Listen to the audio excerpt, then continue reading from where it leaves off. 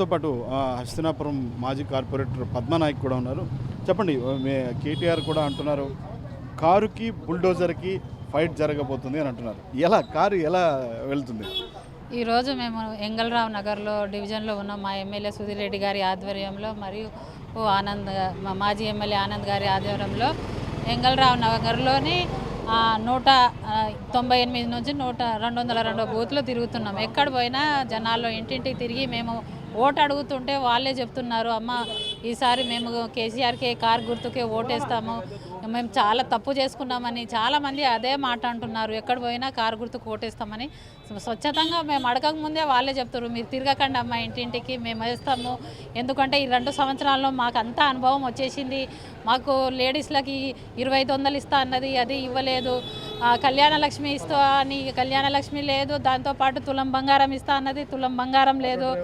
Auto డ్రైవర్ల పరిస్థితి అయితే మరీ ఘోరంగా ఉందండి. వాళ్ళకి ఫ్రీ బస్సులు పెట్టిండు. ఫ్రీ బస్సుల్లో లేడీస్లు కొట్లాడుకోవడం తప్ప ఏం లేదని ఆ లేడీసే అంటారు. ఎందుకు ఫ్రీ బస్సు పెట్టిండు? కాకపోతే ఆ బస్సు రేటు కొంచెం తగ్గించి ఇచ్చినా బాగుండు, కానీ ఫ్రీ బస్సులు పెట్టిండు, బస్సులన్నీ తగ్గించిండు అని చెప్తుండు. అందరూ బస్సుల్లో ఒక బస్సుకి అంతమంది ఎక్కాలంటే చాలా ఇదిగా ఉంది. మేము కొట్లాడుకోవడమే సరిపోతుందని అంటారు. పాపం వాళ్ళని చూస్తుంటే అదొకటే కాదు, ఆటో వాళ్ళు చూస్తే వాళ్ళకు గిరాకీలు లేక పాపం ఆత్మహత్యలు చేసుకుంటారు. వాళ్ళకి ఇస్తా అన్న డబ్బులు కూడా నెలకు 10,000 5,000 ఇస్తా అన్నాడు కదా, అది కూడా ఇవ్వట్లేదని అనుకుంటున్నారు.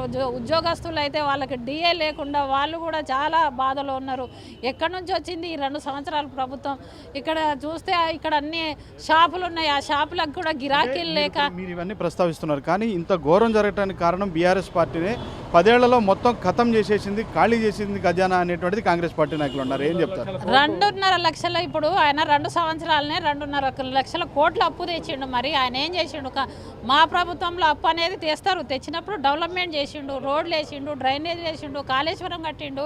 ఇంకా ప్రతి ఒక్కటి ఎన్ని హైదరాబాద్ డెవలప్మెంట్ చూస్తే ఎంత బాగుంది, ఎన్ని ఫ్లైఓవర్లు ఉన్నాయి, అవన్నీ చేసిండు. కాబట్టి మా మెడికల్ కాలేజీలు, మళ్ళీ కలెక్టర్ ఆఫీసు అని అన్ని, డీజీపీ ఆఫీసులు అని అన్నీ కట్టిండు. అవన్నీ కనిపిస్తున్నాయి. 10 సంవత్సరాలు చేసింది డెవలప్మెంట్ అనేది.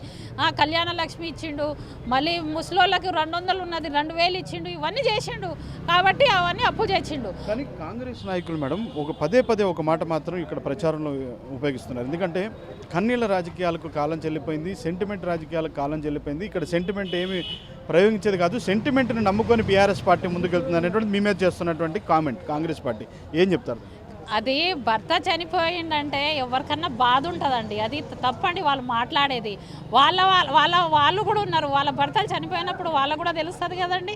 ఒక భార్య భర్త మీద ఆధారపడి ఉంటుంది. ఆ ఇంటి పెద్ద మనిషే పోయినప్పుడు ఎంత బాధ ఉంటుంది. ఆ బాధలో ఆమె తిరుగుతుంది, ఏడుస్తుంది.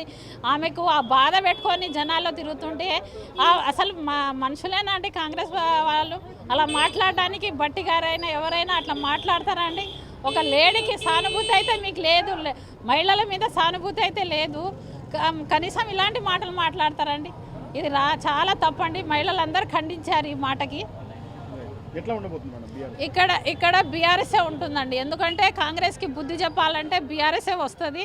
ఎందుకంటే వాళ్ళు 2 సంవత్సరాలు చెప్పి అబద్ధాలు చెప్పి 6 గ్యారెంటీలు ఇస్తా అన్నారు, 420 హామీలు ఇచ్చారు, అవన్నీ పోయినాయండి. ఏం లేదు, కావాలి అబద్ధం చెప్పి నేను ఢిల్లీ పోతుండు రోజుకు. ఇప్పుడు 2 సంవత్సరాలు 50-60 సార్లు ఢిల్లీ పోతుండు వస్తుండు, అంతేగాని ఆయన తిరగడానికి ఆ ఫ్లైట్ల ఖర్చులే అవుతున్నాయి, ఆ పైసా తెచ్చింది, అంతేగాని ఏం చేయట్లో జనాలకు అందరికీ తెలుసండి ఇక్కడ ఏం చేయాలనో, ఎవరిని గెలిపించాలనో. మళ్ళీ బీఆర్ఎస్ గవర్నమెంట్ లేకున్నా వాళ్ళకు బుద్ధి రావాలి. కాంగ్రెస్ వాళ్ళకంటే ఇక్కడ కారు గుర్తే గెలుస్తుంది ఖచ్చితంగా. జనాల్లో అందరిలో ఇదే మాట ఉందండి.